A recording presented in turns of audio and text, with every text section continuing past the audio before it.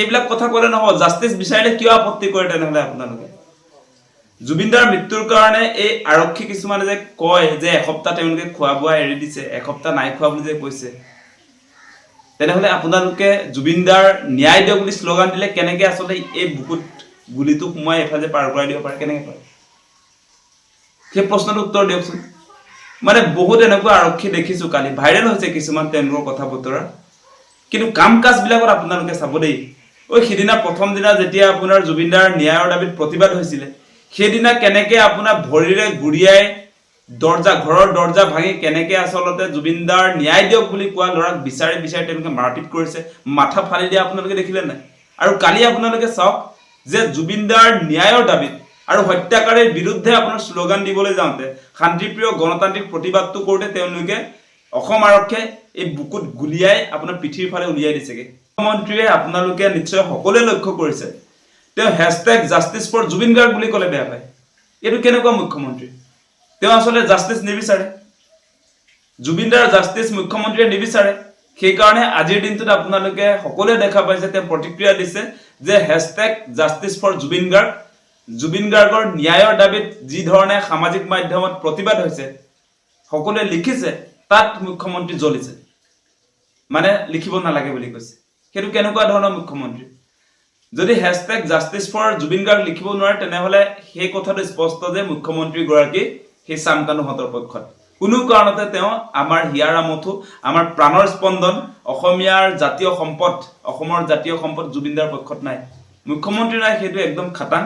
গতিকে সেইকাৰণে তেওঁ যিকোনো প্ৰকাৰে আচলতে এই গোটেই জুবিনদাৰ ন্যায়ৰ দাবীত যি আন্দোলন হৈছে, সেই আন্দোলনটোক বিপথে পৰিচালিত কৰিবৰ কাৰণে তেওঁ ৰাজনীতি কৰিছে।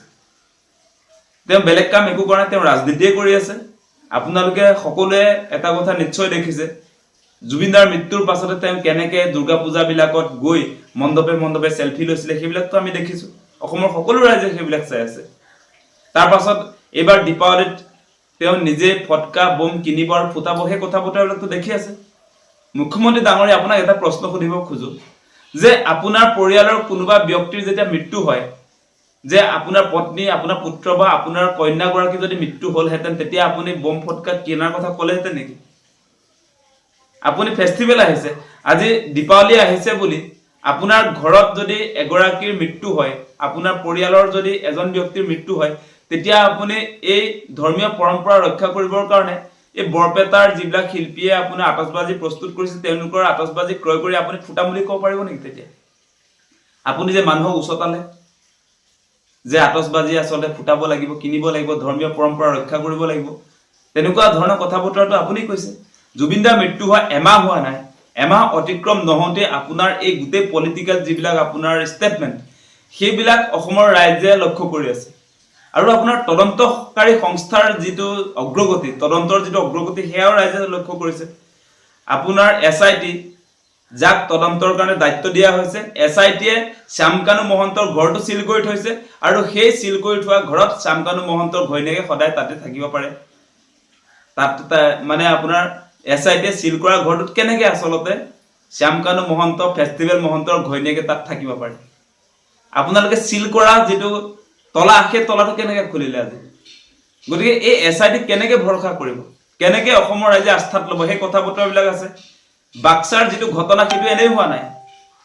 এই ঘটনাটোৰ কাৰণে সম্পূৰ্ণৰূপে হিমন্ত বিশ্ব শৰ্মা দায়ী, SIT দায়ী, অসমৰ আৰক্ষী প্ৰশাসন দায়ী। মানুহজন জুবিন গাৰ্গ, জুবিন গাৰ্গৰ ক্ষেত্ৰত বৰ্তমান সময়ত অসমৰ ৰাইজৰ মনত একুৰা জুই জ্বলি আছে। আৰু এই মুহূৰ্তত আপুনি মুখ্যমন্ত্ৰী ডাঙৰীয়া, মানুহৰ মনত জ্বলি থকা জুইকুৰা আপুনি নুমুৱাবৰ কাৰণে যি ধৰণে চেষ্টা চলাইছে, সেইটো কোনো কাৰণতে হৈ নুঠিব। আপোনাৰ পলিটিক্স দেখা গৈছে। আপুনি এতিয়া জুবিনদাৰ ন্যায়ৰ দাবী উত্থাপন কৰা ব্যক্তিসকলৰ মাজত ক্লাছিফিকেশ্যন আনিছে, বিভাজন আনিছে, যে অনুৰাগীবিলাকেহে আপোনাৰ জুবিনদাৰ ন্যায় দাবী কৰিব পাৰিব, তেনেকুৱা ধৰণৰ কথা বতৰা আনিছে আপুনি। জুবিনদাৰ জীৱিত অৱস্থাত যিসকলে জুবিনদাৰ কেতবোৰ কামত সমালোচনা কৰিছিলে, কিছু কথা বতৰাত সমালোচনা কৰিছে, তেওঁলোকে যেন এতিয়া জুবিনদাক হত্যা কৰাৰ পাছত যে মাত মাতিব নোৱাৰিব, জাষ্টিছ বিচাৰিব নোৱাৰিব, তেনেকুৱা ধৰণৰ কথা মুখ্যমন্ত্ৰীয়ে ক'বলৈ আৰম্ভ কৰিছে। সেই কথা নহয়। এনেকুৱা হ'ব পাৰে যে জুবিনদাৰ কিছুমান কামত কাৰোবাৰ আপত্তি থাকিব পাৰে, সকলো ক্ষেত্ৰত জুবিন দাক সমৰ্থন নকৰিব পাৰে সেই বুলি তেওঁক হত্যা কৰাৰ পাছত সমৰ্থন নকৰা ব্যক্তিজনে জাষ্টিস নিবিচাৰিব সেই কথাটো হ'ব নোৱাৰে আজি মুখ্যমন্ত্ৰীয়ে এনেকৈ আচলতে জাতীয় আন্দোলন এটাক অসমৰ জাতীয় আন্দোলন এটাক কেনেকৈ আচলতে ভাগ কৰিব খুজিছে হেতুৰ পৰা অসমবাসী ৰাইজে সাৱধান হ'ব লাগিব আপোনালোকে দেখিছে যে জুবিন দাক ন্যায় দিয়ক বুলি ক'লে আপোনাৰ অসম আৰক্ষীয়ে কালিৰ ঘটনাটো আপোনালোকে চাওক জাষ্টিস ফৰ জুবিন দাক ন্যায় দিয়ক কালপিট কিটাক হত্যা কৰক বুলি যদি কোনোবাই স্লোগান দিছে জুবিন দাৰ হত্যাকাৰীকটো আপোনাৰ ডেফিনেটলি ফাঁসি দিব লাগিব সেই স্লোগান আহিব সেই স্লোগান দিয়াৰ কাৰণে আপোনাৰ অসম আৰক্ষীয়ে বুকুত আপোনাৰ গুলিয়াই পিঠিৰ ফালে গুলি উলাই যোৱাকে এনেকুৱা ধৰণে গুলি চালনা কৰা ঘটনাটো কি খুচাইছে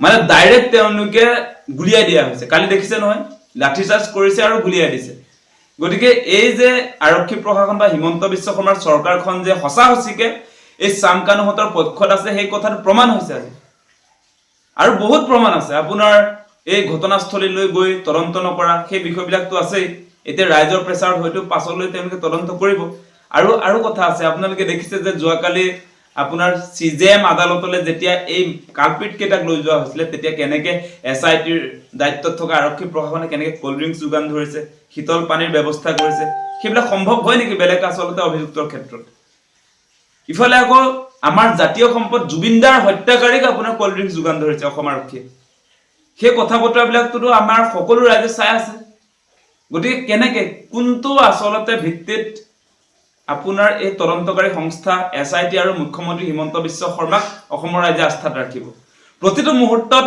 অভিযুক্ত হত্যাকাৰীৰ বিৰুদ্ধে ৰাইজে আচলতে প্ৰতিবাদ কৰাৰ সময়ছোৱাত এই হত্যাকাৰীসকলৰ পক্ষত অৱস্থান কৰিছে মুখ্যমন্ত্ৰীয়ে নিজে তাৰ সমান্তৰালভাৱে আপোনাৰ আৰক্ষী প্ৰশাসন এসআইটি সকলোৱে গতিকে এবাৰ এটা কথা সিধা যে কোনো কাৰণতে যিমান চেষ্টা নকৰক কিয় এই জাতীয় আন্দোলনটো কোনো কাৰণতে ভাগ কৰিব মুখ্যমন্ত্ৰীয়ে নোৱাৰে যিকোনো খবৰৰ বাবে যোগাযোগ কৰক 7099017330 লগতে 7099017110 নম্বৰত